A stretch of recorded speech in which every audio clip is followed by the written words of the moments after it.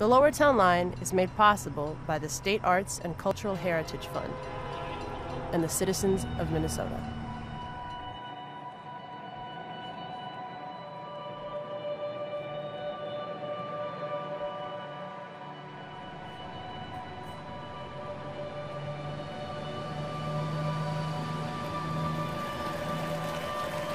Thank you guys so much.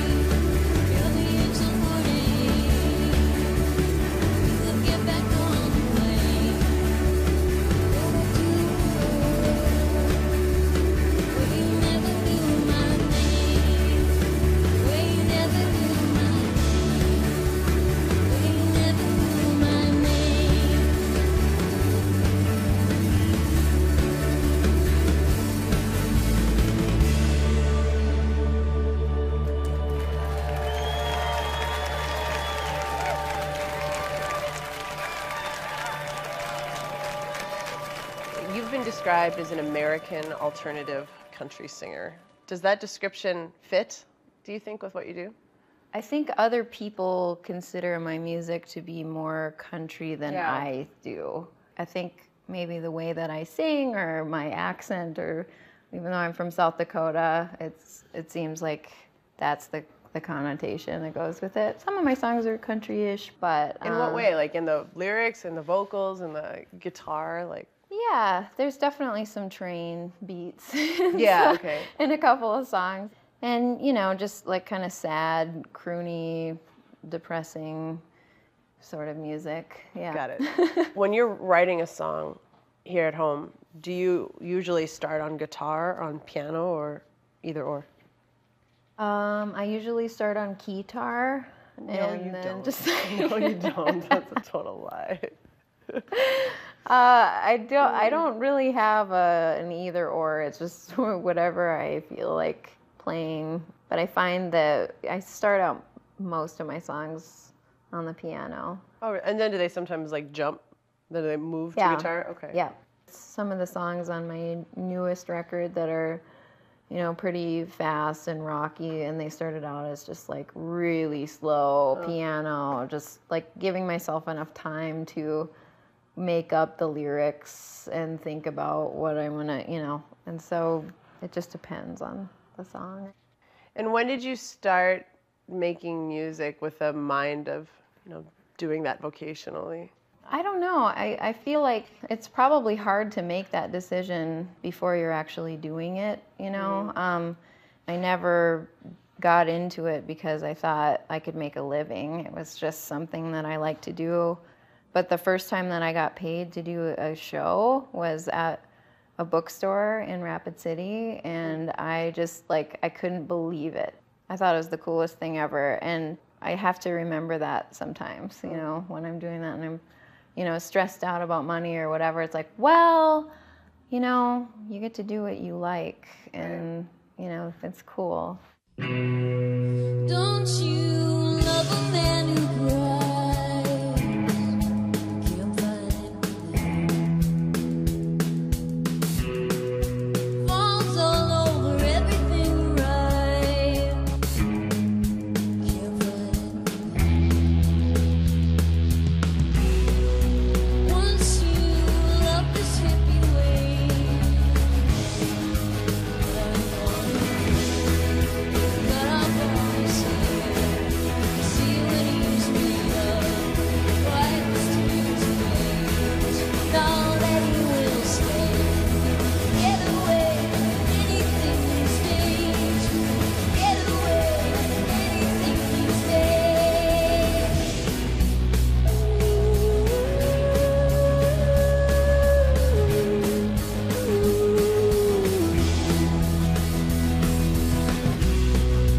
I want sensitive I want to talk. Shut your eyes and play me something good. I don't want to talk. Just let the record stay. Punch you in the back. Won't put up a fight. All the same. Get away, anything these days. Get away, anything these days. We can get away, anything these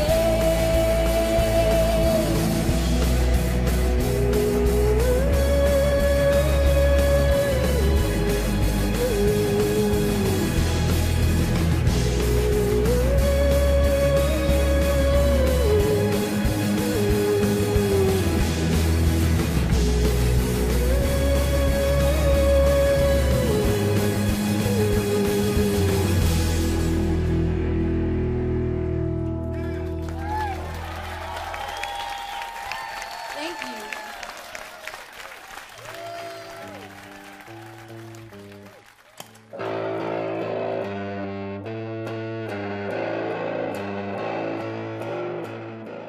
So is there a music scene in South Dakota where you grew up?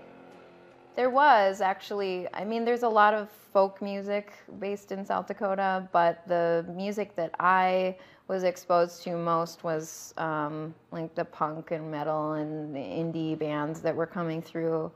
And that was great because I don't think I would have seen any shows besides like the Steve Miller Band if I didn't go and participate in these, you know, get-togethers, as my mom called it. Get-together? Does get-together mean like basement show, or were they? There were basement shows. There was a warehouse. You know, there's shows at the 4-H club or like in the basement of the old folks' home or whatever. And we were always trying to figure out where we could hold the next show. And then from South Dakota, you went to college at the University of Minnesota Duluth campus. Yes. Right? Did you have aspirations of becoming a musician, or? No, I actually was there to study English Lit, and I was getting a minor in women's studies. I found that I spent time that I should have been doing my homework for those classes, sneaking down to the piano rooms and the music department, and I was always too intimidated to actually, enroll in any music classes at the college. So Why intimidated? Like, scared of performing in front of people, or? more just hearing people play scales and do classical music, and everyone can read, and everyone's very educated in that regard. I was super intimidated by that because I can't. Did you play piano when you were a kid? Like, had you taken lessons, or? Yeah, I did. I took lessons for kind of off and on for the better part of my childhood, but I honestly never considered studying it because to me it was too much of a fun thing to do on the side in my spare time.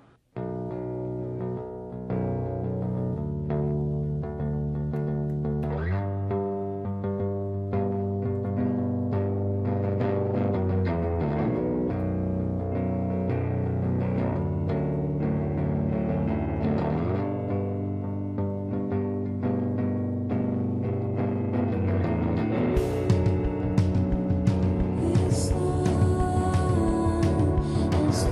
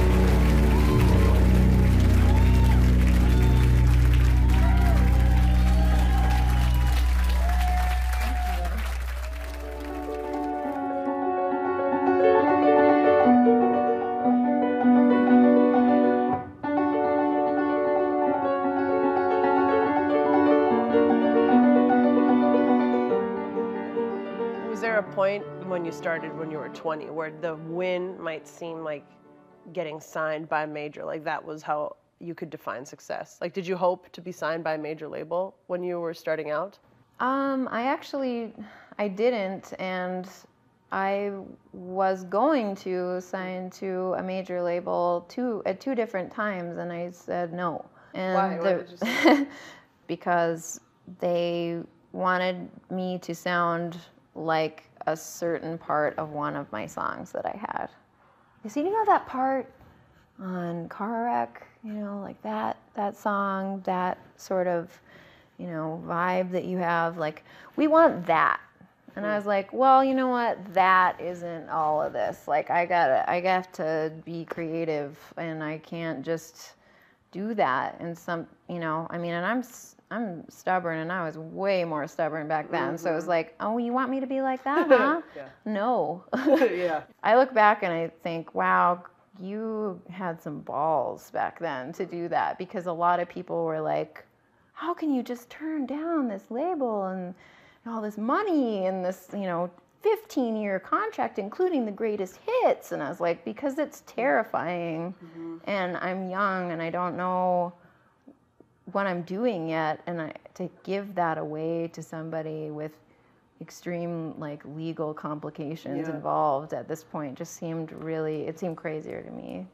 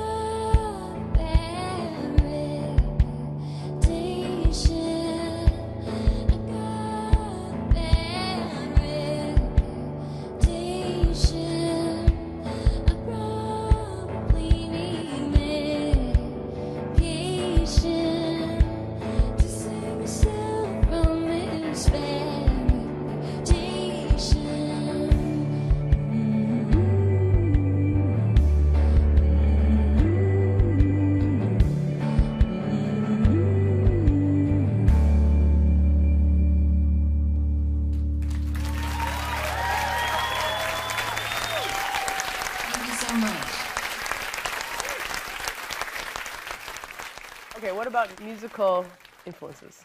I grew up listening to the oldies station.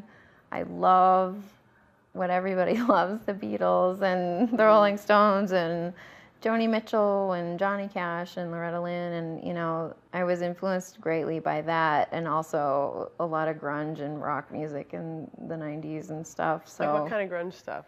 Oh, Nirvana, of course. I mean, it's like answering these questions, I always feel like just a big, long cliche, like just poops out of my mouth. It's like, I like Nirvana, I like the Beatles, you know, but I do. Yeah. So.